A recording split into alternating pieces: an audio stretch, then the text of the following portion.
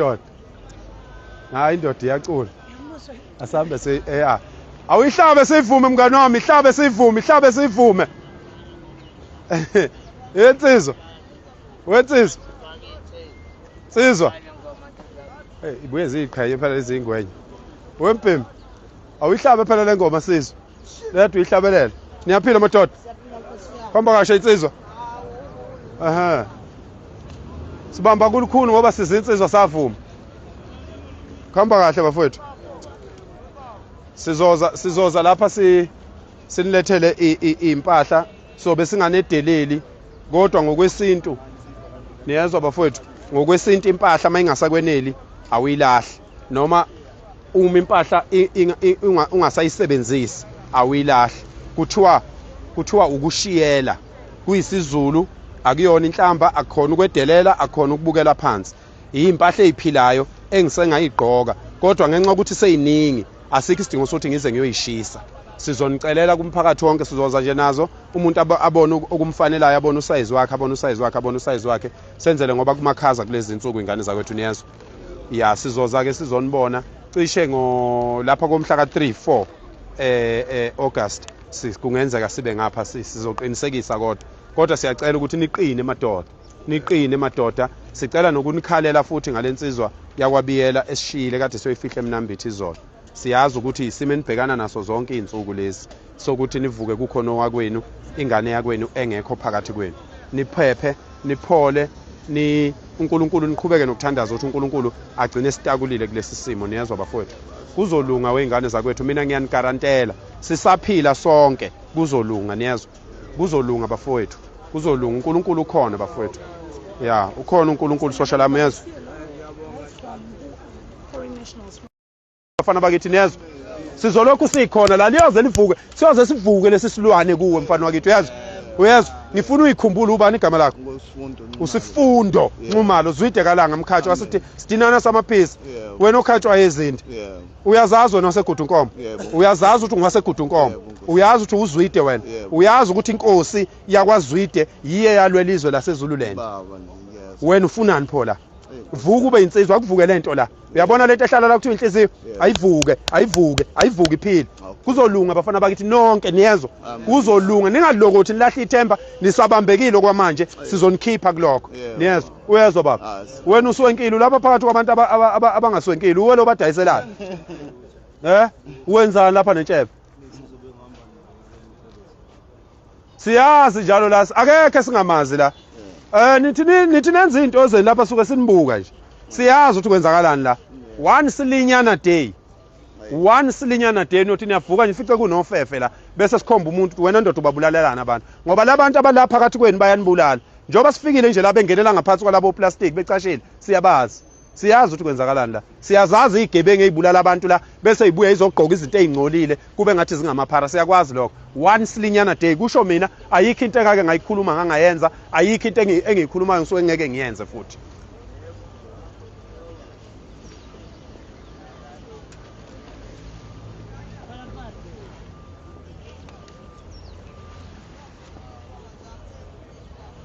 Nenzani lapho madoda? Nahlanganisa amakhanda nje lapho sisebenza. Wempembe. Musu kubaleka wendoda. Hey. We baba. Sanibona mama. Yebo. Uyaphila? Aha. Ya ndoda. Khamba kanjani? Ubani? Ha? Wenzani? Usuka kuphi? Ngwase Maritzburg, ngwala eSouth Africa. We Muslim? I'm Christian. Christian? Yeah. Do you pray? Yes, every day. Do you pray for this situation? Yes, every day. Okay. So what are you doing after praying? What are you doing? What efforts are you doing to get yourself off this? Hey, I can't say. I got no support staff. Okay. Do you have relatives? Do you have mother, father, brother, Yes, cousin? I have a mother, but she's not well. She's not well. Yeah. She's sick. Yeah, Where's so she? I don't want to put pressure on her. She's in Maritzburg. Home. Yes. Okay. She has epilepsy. Epilepsy. Oh, shame. Sorry.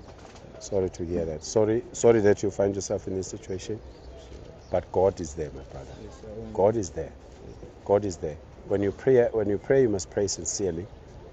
Pray with your heart and fight this. You must be a man. You must be strong.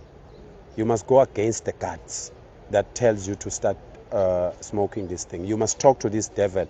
Every time you see that needle in front of your face, you must talk to it. You must tell it that you don't want this life. Slowly, gradually, it's going to come to you, and you're going to come to your senses, and then you're going to fix yourself. Fix yourself. You're a man. Yeah, but You were it's not- given a name. It's not easy. Nothing is easy if you're a man. If you're a man in this world, the reason why you find yourself here is you want things easy. Nothing is easy if you're a man in this world. No. It's not that one thing's easy. It's just support. Hello? You can't My do brother, anything without if you, support. my brother, let me tell you something. I'm an orphan. I grew up as an orphan. I was exposed to all these things. I did not take them.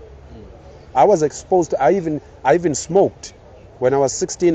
When you are finding yourself and thinking you are all that, I started smoking for at least 2 months, and then it just came to me that I must stop this nonsense. We were smoking something called umantsangwana. It's a herb that you find in the field when you are heading cattle and livestock. You fight against things that are destroying you. You must sit down, look at yourself, do an introspection, stand in front of the mirror, look at yourself. You can change. That's true. Trust me, you can change. I don't care what adverse situation you are facing. You can change. It's just there in your heart. You just need to take a decision. Stay away from this. There's nothing in this world called friends. There are no friends in this world. If you had friends, you wouldn't be here. So stop calling people friends. Be a man. Be a man. Reignite that lion in your heart and be a man and face the reality. It's not easy, I know, but nothing comes easy in a man's life. If men must understand that our lives are not easy, we have to work so hard, tirelessly until our last day to make it easy. You will leave this world trying to make life easy. You will achieve a lot, you'll raise your kids, you'll build a house, but life will never be easy. Even rich people, their lives are not easy. So don't be a coward. Stand up, fight this devil, look at him into their eyes and tell them you're stopping this nonsense. You are my brother. All right. Thank you for the word of Okay, short. Yeah, ngway. Uyaphila mfowethu? Khamba kahle ngonyama. Mfuka bani? Kumete kuphi? Maritzburg. Yeah. Thini kabi yami? Inkinga encane, inkinga enkulu kabi Mawula. Inkulu kabi le nkinga Mawula, ungasho ukuthi inkinga encane. Inkulu kabi, ungayinciphisi ngoba ngeke uyilungise uzosuka uyijethe incane kanti inkulu. Yeah.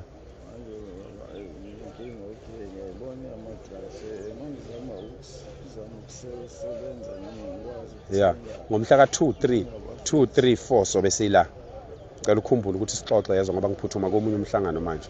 Kodwa uNkulunkulu khona mngana wami uzokusiza yezo. Nami futhi mangiba namandla ukukusiza ngakusiza. Yes. Kuzolunga. Kuzolunga. Manje njengoba nibhema kangaka intombi ninazo. Ninazo yini intombi? Awusenayo.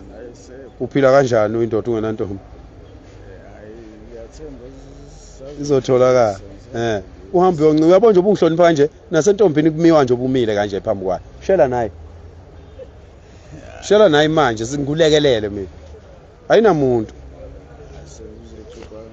Ngiyabonga kuzekithi. Uphila mfowethu yazi. Thank you. Ngiyabonga social love. Yeah.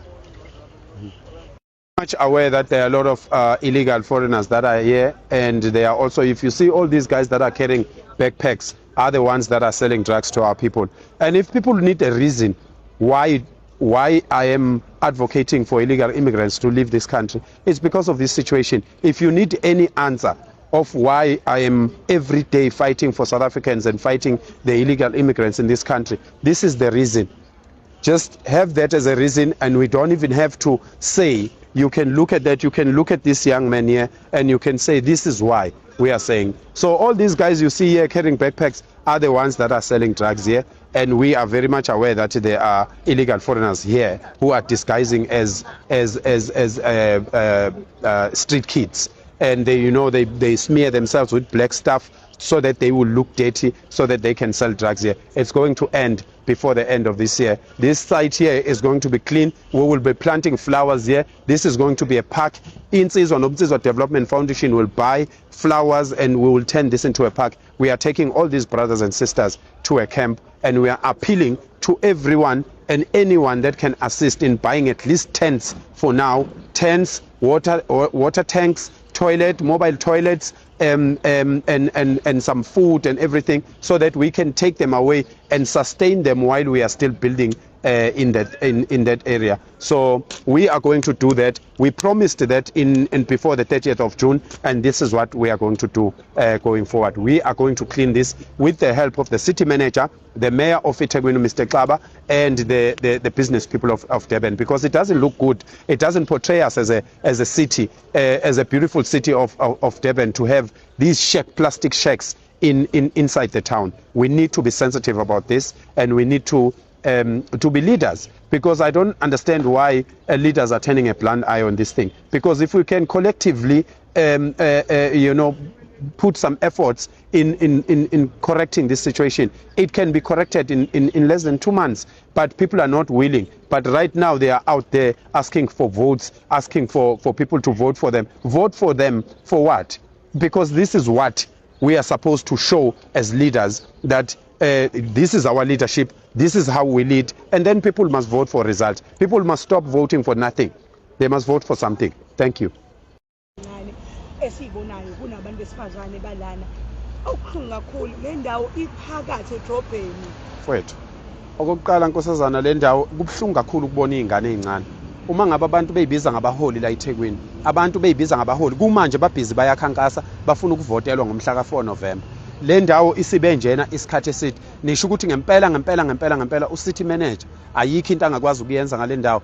Uma ucity manager ngempela befisa ukuthi iThekwini lihlanzeke, sicela besi-engage, ngoba sikukhona thina esikuhlelayo nesikuzamayo, esishoda ngosizo lokuthi sikwazi ukuqoqa lezi ngane ezisuke la eThekwini zihambe zohlala endaweni evalelekile, la kuzoba neclinic khona, kube nodokotela abayithathayo abayidetoxayo, bezenzisa yonke lento, ngoba asikwazi ukuyekela lento ibe kanje. Into ebuhlungu ngendlela eyisimanga mawubuka izingane zakithi ilala kanje. Into ebuhlungu ngendlela eyisimanga mawuzobona u13-year-old weyingane benje. Izolo sibuye emncwabeni eMnambithi, kade siyofihla enye insizwa eyavela khona la, yatholwa umndeni wayo ebingaziwa ukuthi kuphi. So into ebuhlungu ngendlela eyisimanga, but uhulumeni weTheku nomhlonishwa uNdunankulu wasifundazwe uThami Ntuli sivele siseyingxoxweni naye umhlonishwa uThami Ntuli, kodwa ngicabanga ukuthi ngokwesimo siphuthumayo sidinga even osomabhizinisi ukuthi besheshe bengenelele, noma isakhiwo singakakhiwa lapha esifuna ukulokhuza khona. Masingathola ukuthi sibiye ebese kubekwa amathende, kubekwa ama-toilet, kubekwe amathangwe amanzi,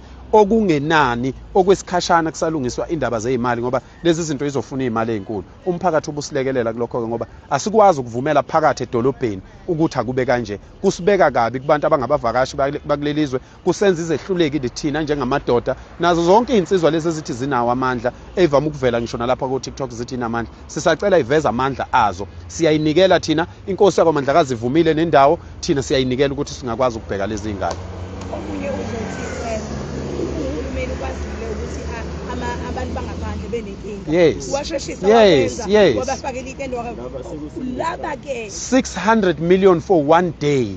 600 million bafowethu for one day. We only need 50 million to build ilokhuza icamp la kuzohlala khona lezi ngane, zirehabilitatwe, sizisize, sifundisa amakhono, senze yonke lento. Nawo ama boot camps ana 10 years awubufakazi bokuthi njengoba nibona ibutho engiliholayo lingaka, leli butho engiliholayo obaba balezingane engikhulisayo, omalume balezi ngane, obaba omncane, omzala bazo, omkhulu bazo lezi ngane, abantu asebebonile ukuthi lento yokuhlanganisa insizwa iyasebenza. Sizovusa ubunsizwa, sizovusa ubudoda, sizovusa into dadewethu ethi umuntu wesilisa mayihlangana nawe ebusuku ekubona ukuthi uhamba wedwa, ajike akupheleze laza yokubeka ekhaya, maqeda ajika abuyele emuva. KwaZulu kwakunjalo, iyona into esifuna ukuyibuyisa. Ayikwazi izingane zethu amagama ezazalwa zethu amagama kanje ukuthi zingaba kanje. So ke sicela ukuthi sihlangane bafowethu, sicela usizo kubantu bomphakathi, bengayeki abantu kusinikelela ngoba into esiyenzayo thina iyabonakala. Into ebhlungu ngendlela eyisimanga le, kodwa ke njengoba sihlale senza insizwa nomnsizwa Development Foundation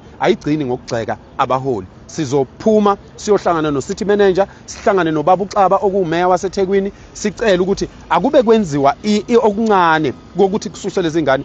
Ngela thina ngamandla ethu asifune khola, akusuke lezi ngane zithengele ukudla, ithengele imishanguzo, ithengele yonke lento, kubonakala ukuthi kulungiseka kanjani. Kodwa akukwazi ukuthi phakathi edolobheni kungaba nje. Akukwazi bafowethu, kufanele singakuvumi, asingazejwayezi izinto ezimbi, asingazejwayezi ukuphila impilo engeyona, asingagcini sifuna amavoti kubantu.